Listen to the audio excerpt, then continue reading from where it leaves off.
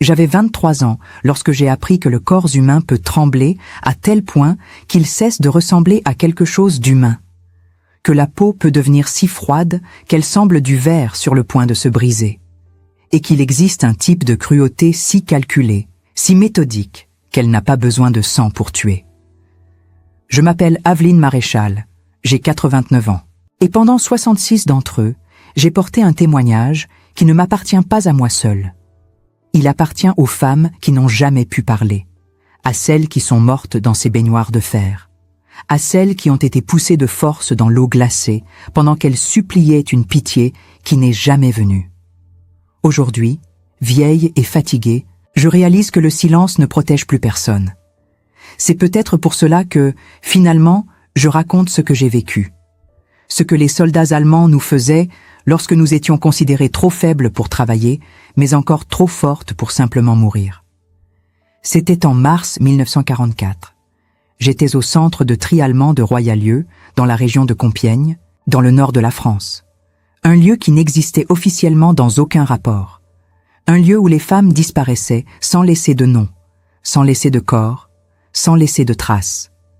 Seulement des numéros, seulement des cendres, seulement du silence. Je suis entrée là-bas avec ma sœur Margot et ma plus proche amie, Eliane. Nous avions toutes les trois été capturées lors d'une opération de fouille, maison par maison, accusées de cacher des combattants de la résistance. Peu importait si c'était vrai ou non. Ce qui importait, c'est que nous étions de jeunes femmes, françaises, et que nos noms figuraient sur une liste. Royalieu n'était pas un camp d'extermination comme Auschwitz. Il n'y avait pas de chambres à gaz. Mais il y avait quelque chose de pire, l'attente, l'incertitude, le traitement quotidien conçu pour nous briser avant même qu'ils ne décident si nous allions mourir ou être envoyés ailleurs. Et au cœur de cette routine de destruction, il y avait les baignoires. Elles se trouvaient dans un hangar étroit et humide, aux murs de pierre qui suintaient l'eau froide même en été.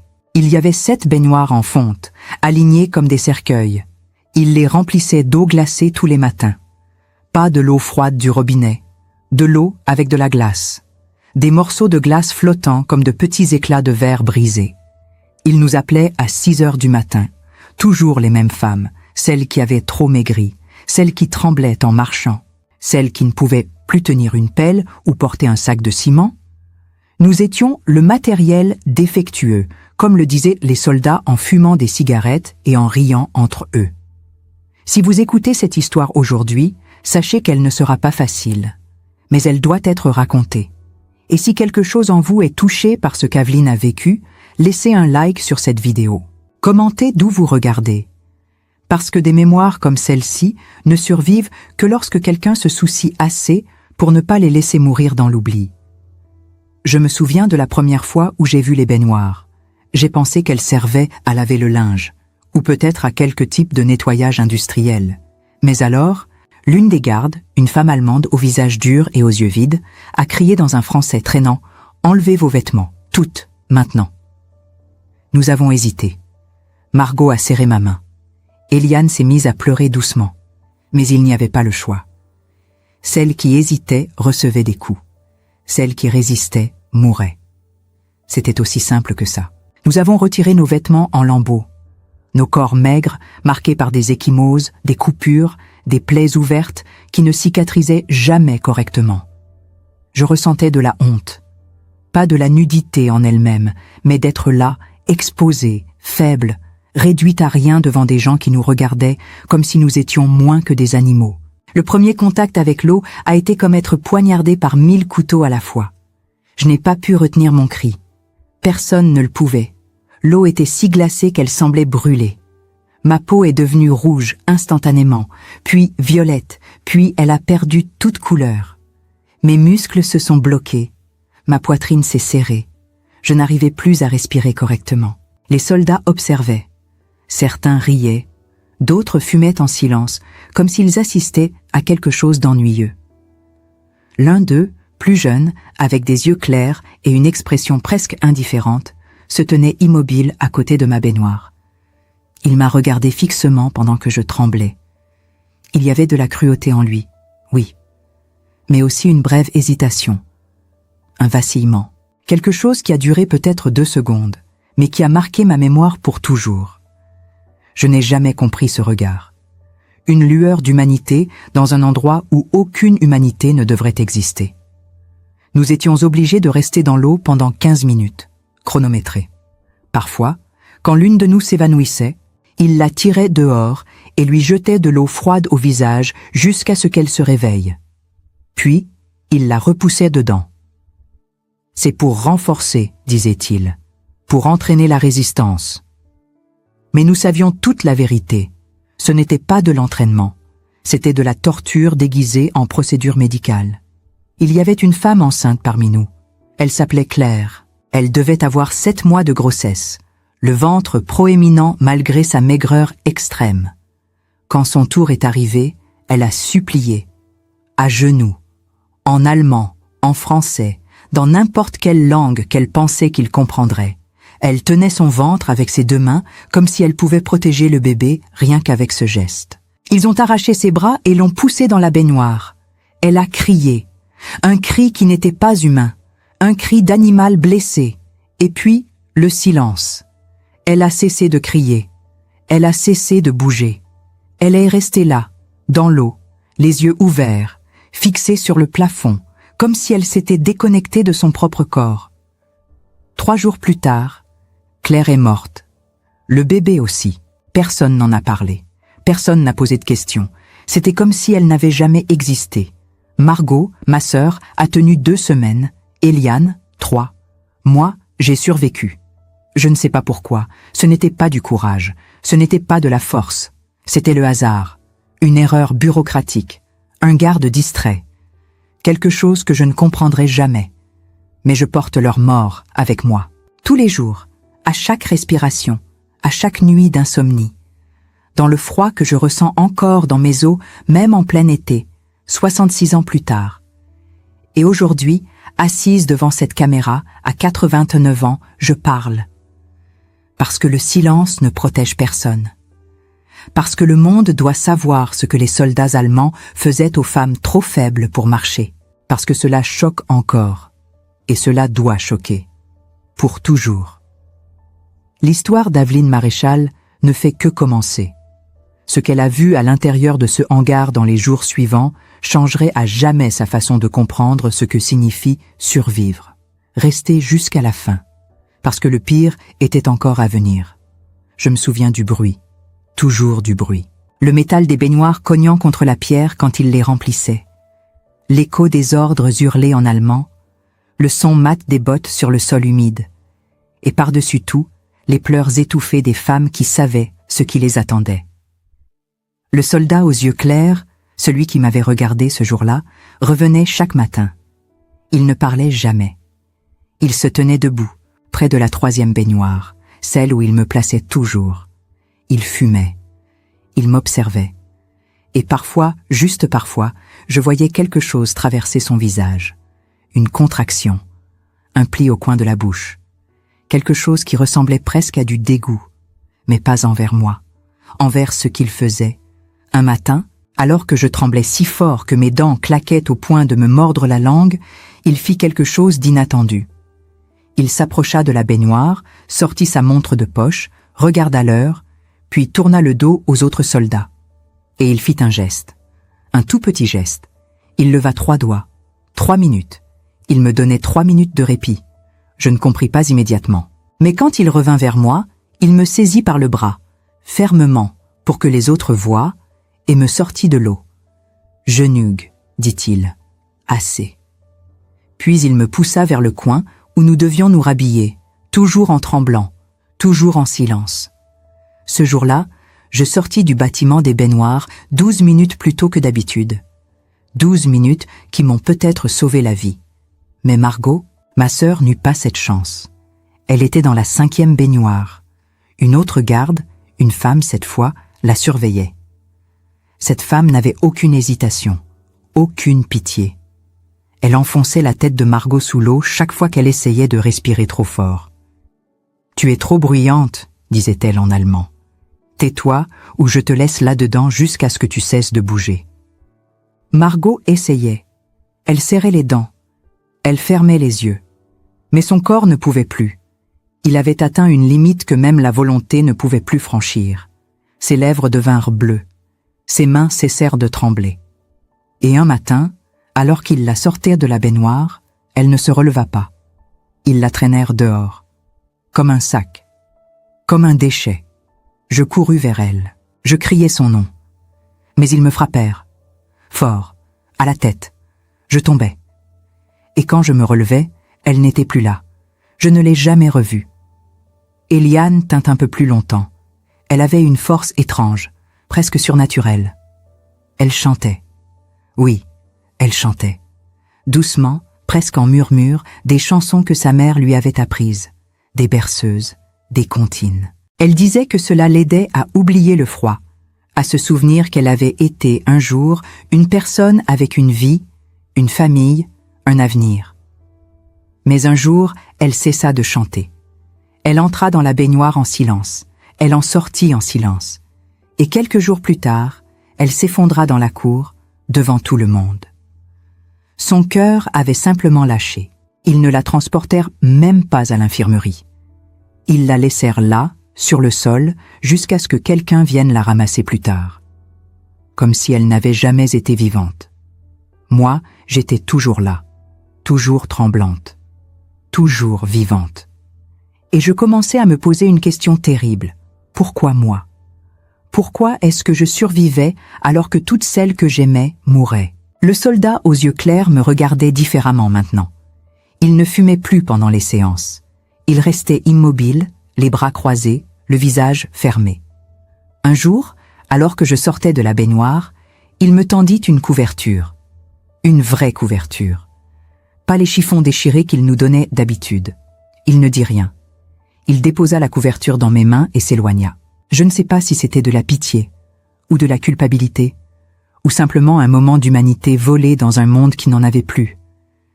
Mais cette couverture, je l'ai gardée, cachée, partagée avec d'autres femmes la nuit, et elle nous a tenues en vie, toutes, pendant quelques jours de plus, jusqu'à ce que tout change, jusqu'à ce qu'ils décident que nous n'étions plus utiles du tout. Un matin de mai 1944, tout est devenu différent. Ils ne nous ont pas emmenés aux baignoires. Ils nous ont alignés dans la cour. Toutes les femmes du centre. Celles qui pouvaient encore marcher et celles qui ne le pouvaient plus. Le soleil se levait à peine. L'air était froid, humide, chargé de cette odeur de terre mouillée et de peur qui imprégnait chaque recoin de Royalieu. Nous étions peut-être 200 femmes, debout en rang serré, certaines tremblant tellement qu'elles pouvaient à peine tenir debout. D'autres s'appuyaient les unes contre les autres, formant des chaînes humaines fragiles pour ne pas s'effondrer. Je me tenais entre deux femmes que je ne connaissais pas. Margot était déjà morte depuis plusieurs semaines. Eliane aussi. J'étais seule maintenant, totalement seule. Et cette solitude pesait plus lourd que le froid, plus lourd que la faim, plus lourd même que la peur de ce qui allait suivre. Un officier allemand est apparu. Grand, le visage dur comme du granit, les traits taillés à la serpe. Il portait un uniforme impeccable, les bottes cirées reflétant la lumière pâle du matin. Il marchait lentement devant nous, les mains croisées dans le dos, comme un fermier inspectant du bétail avant la vente. Ses yeux passaient d'une femme à l'autre avec une froideur clinique, calculée, dénuée de toute humanité. Il ne parlait pas. Il se contentait de pointer du doigt. Gauche, droite, gauche, droite. Celle qui allait à gauche était poussée vers un groupe qui grandissait près du mur est. Celle qui allait à droite restait alignée le long de la clôture nord. Personne ne savait ce que signifiaient ces deux groupes. Personne n'osait demander. Mais nous savions toutes, au fond de nous, que l'un menait à la mort et l'autre à quelque chose qui ressemblait encore vaguement à la vie. L'officier s'arrêtait parfois. Il observait une femme plus longuement. Il inclinait la tête. Il fronçait les sourcils. Puis il décidait, gauche, droite, comme s'il jouait à un jeu dont seul lui connaissait les règles. Une femme devant moi, une Polonaise aux cheveux gris et au visage creusé par la faim, fut envoyée à gauche. Elle tomba à genoux. Elle supplia en polonais, puis en allemand, puis dans un français cassé. « S'il vous plaît, monsieur, s'il vous plaît, j'ai des enfants. Ils m'attendent, je peux travailler, je peux encore travailler. » L'officier ne la regarda même pas. Il fit un geste de la main. 2 gardes la saisirent par les bras et la traînèrent vers le groupe de gauche. Ses cris résonnèrent dans toute la cour. Puis ils cessèrent brusquement lorsqu'un des gardes la frappa à la nuque avec la crosse de son fusil. Je détournai le regard, mais je ne pouvais pas fermer mes oreilles. J'entendais tout. Les pleurs, les supplications, les ordres hurlés en allemand, le bruit sourd des corps tombant sur le sol. Quand ce fut mon tour, l'officier s'arrêta. Il me regarda, longuement, trop longuement. Ses yeux gris acier scrutèrent mon visage, mes épaules affaissées, mes bras maigres, mes jambes qui tremblaient sous mon propre poids. Je voyais dans son regard qu'il calculait, qu'il évaluait, qu'il décidait si j'avais encore une quelconque valeur ou si j'étais juste un déchet de plus à éliminer. Mes jambes tremblaient, pas à cause du froid cette fois, à cause de la peur. Une peur si profonde qu'elle me vidait de toute pensée, de toute volonté, de tout sauf de ce désir primitif de continuer à respirer encore un peu plus longtemps. Il leva la main, lentement, délibérément. Mon cœur s'arrêta. Le monde entier sembla se figer. Droite. Je fus poussé vers le groupe de droite. Je ne compris pas pourquoi. J'étais aussi faible que les autres, peut-être même plus faible. Mes côtes saillaient sous ma peau, mes cheveux tombaient par plaques, mes mains tremblaient constamment. Je n'avais plus la force de porter un seau d'eau. Alors pourquoi moi? Pourquoi pas moi à gauche avec toutes les autres? Mais alors, en me retournant brièvement, je le vis. Le soldat aux yeux clairs. Celui qui m'avait regardé pendant les séances de baignoire. Celui qui m'avait donné 3 minutes de répit. Celui qui m'avait tendu une couverture. Il était là, debout derrière l'officier. Et il avait fait un geste. Un geste si subtil, si imperceptible que personne d'autre ne l'avait vu. Il avait incliné la tête, vers la droite, juste un petit mouvement, à peine un hochement. Mais cela avait suffi. L'officier avait suivi son indication sans même s'en rendre compte. Ou peut-être s'en était-il rendu compte et avait-il choisi de l'ignorer. Je ne le saurais jamais. Mais ce jour-là, ce soldat m'avait sauvé. Encore une fois. Je rejoignis le groupe de droite. Nous étions peut-être 50. Les autres, celles de gauche, étaient plus de 150. Elles furent emmenées vers les camions stationnés près de l'entrée principale. De grands camions bâchés, sombres, semblables à des cercueils roulants. Elles montèrent une par une, poussées par les gardes, certaines en silence, d'autres en pleurant, d'autres encore en hurlant. Une vieille femme s'accrocha au montant de la porte du camion, refusant de lâcher prise. Un garde lui écrasa les doigts avec la crosse de son fusil. Elle tomba. Ils la jetèrent à l'intérieur comme un sac de pommes de terre. Les portes des camions se refermèrent avec un bruit métallique qui résonna dans toute la cour.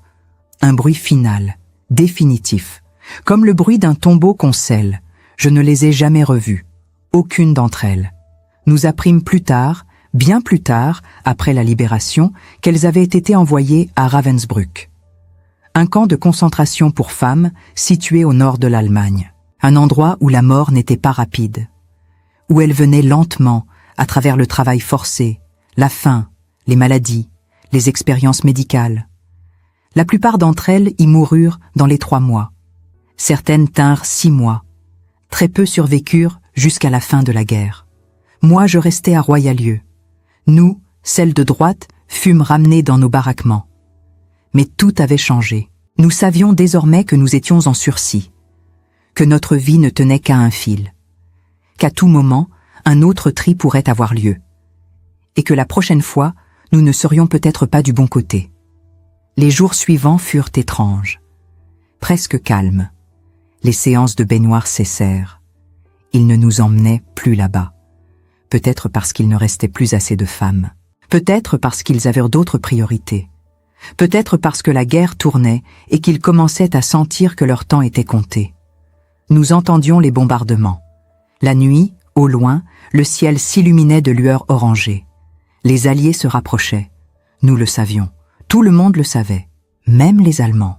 Et avec cette proximité de la libération, venait une nouvelle terreur, celle d'être tué juste avant d'être libre, celle de mourir à quelques jours, quelques heures peut-être, de la faim.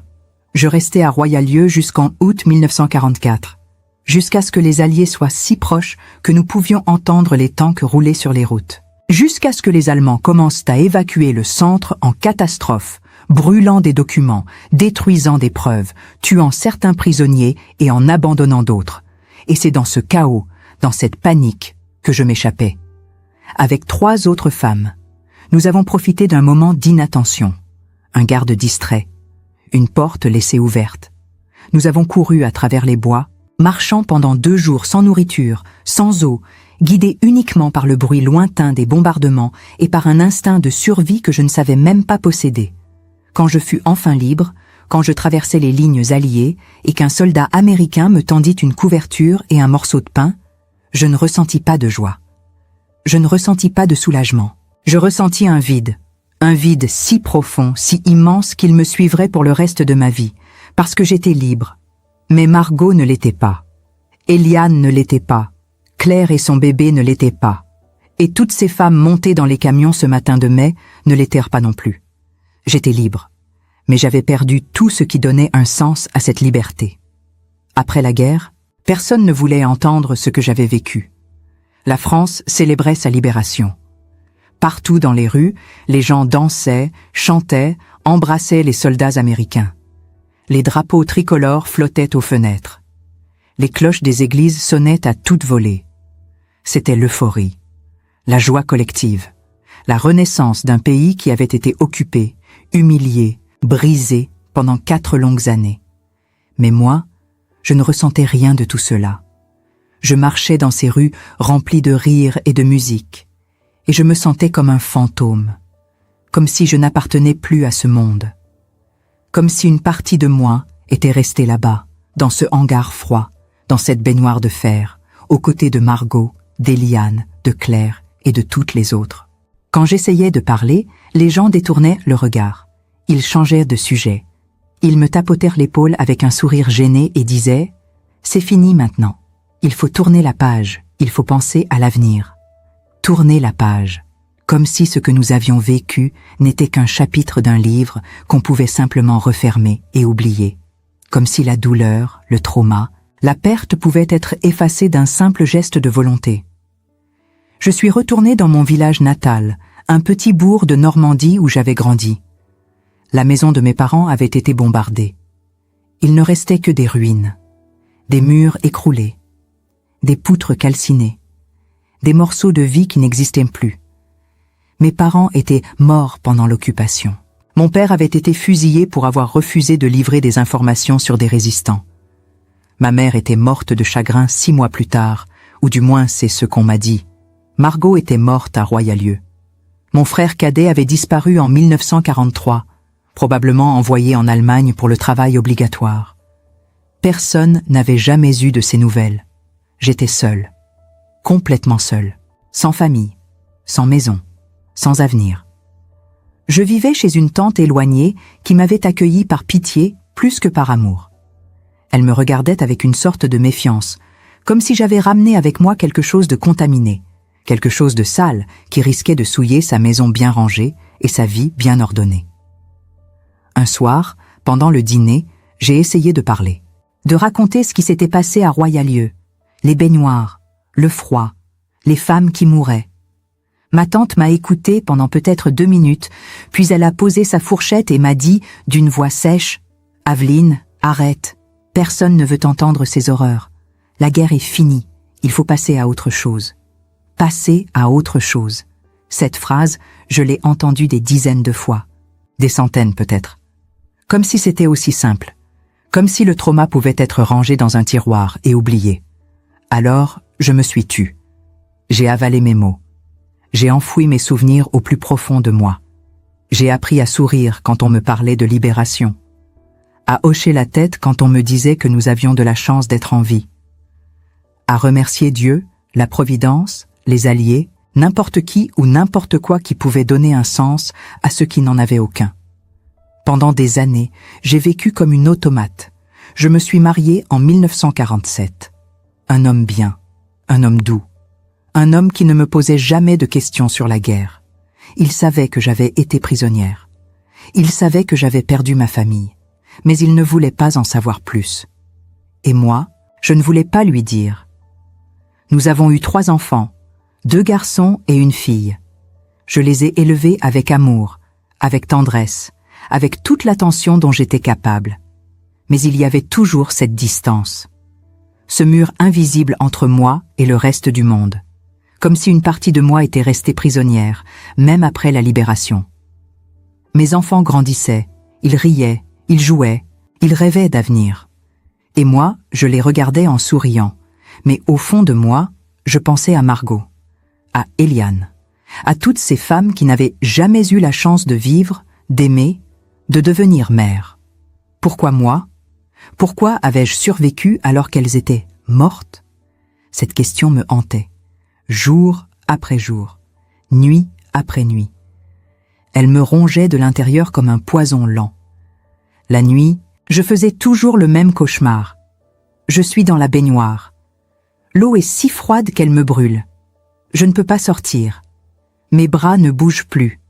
Mes jambes sont paralysées.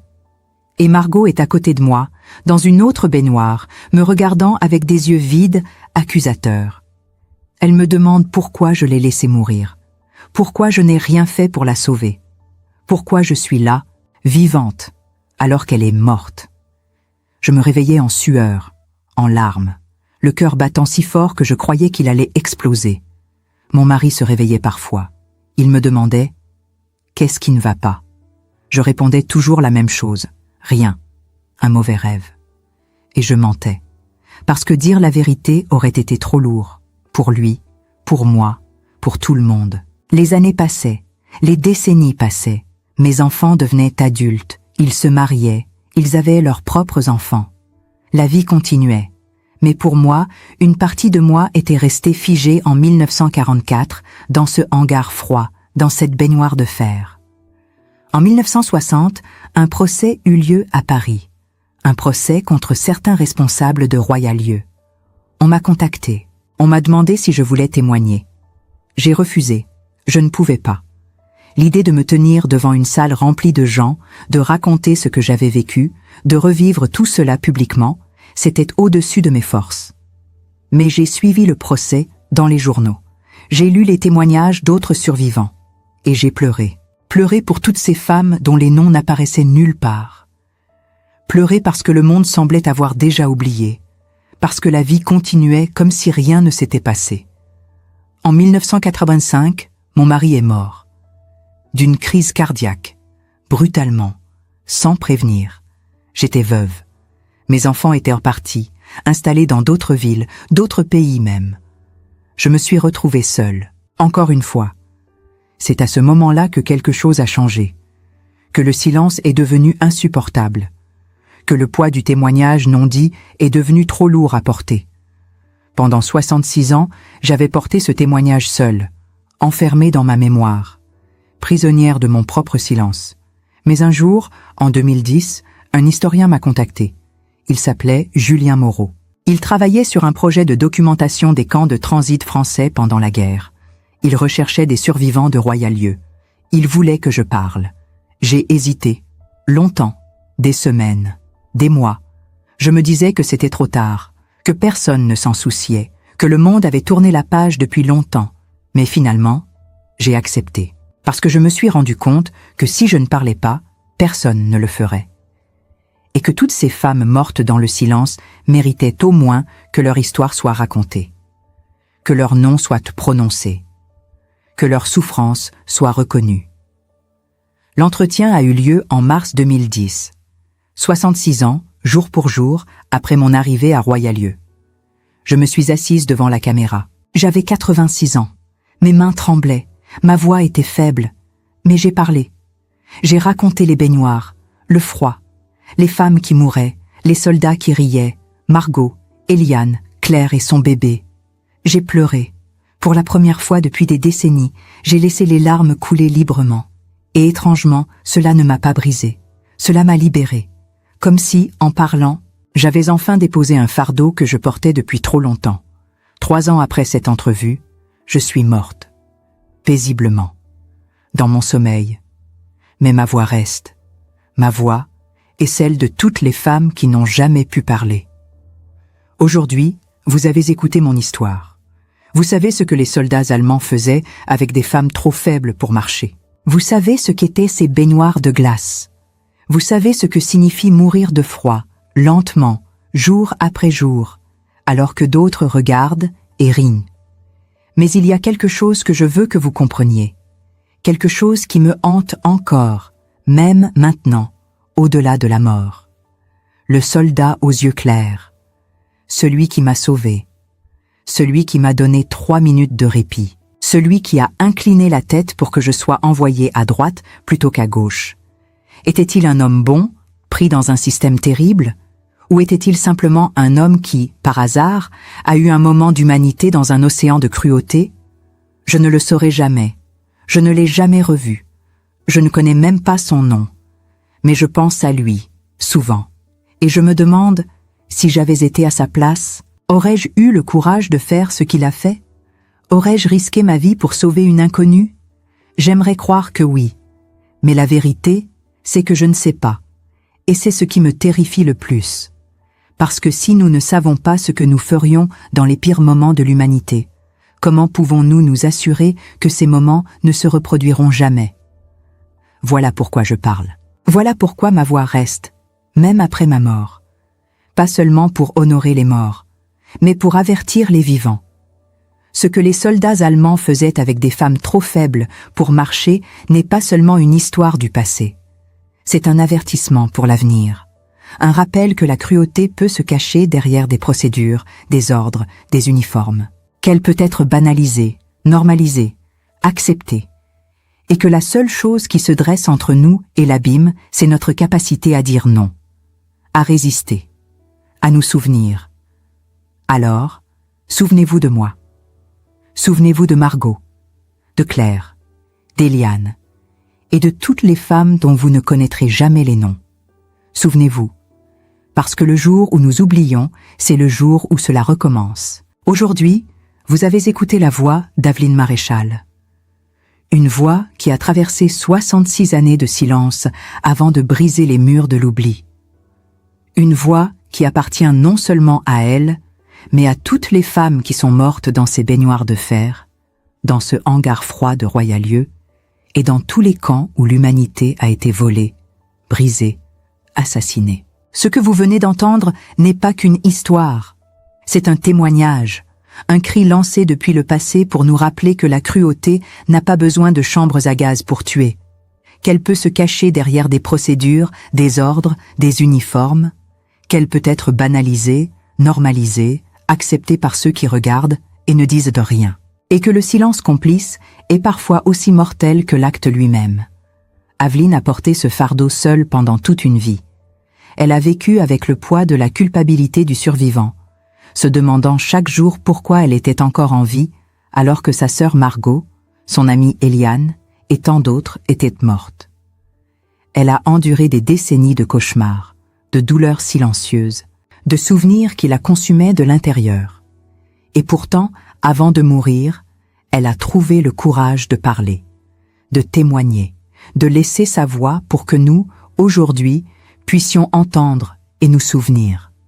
Si cette histoire vous a touché, si elle a réveillé quelque chose en vous, de la colère, de la tristesse, de la compassion, ou simplement une profonde reconnaissance pour la paix que nous avons la chance de vivre aujourd'hui, alors ne laissez pas ce témoignage s'arrêter ici. Soutenez ce canal. Abonnez-vous. Partagez cette vidéo avec ceux qui, comme vous, croient que la mémoire est un devoir sacré. Parce que des histoires comme celle d'Aveline ne survivent que lorsque des gens comme vous choisissent de ne pas détourner le regard.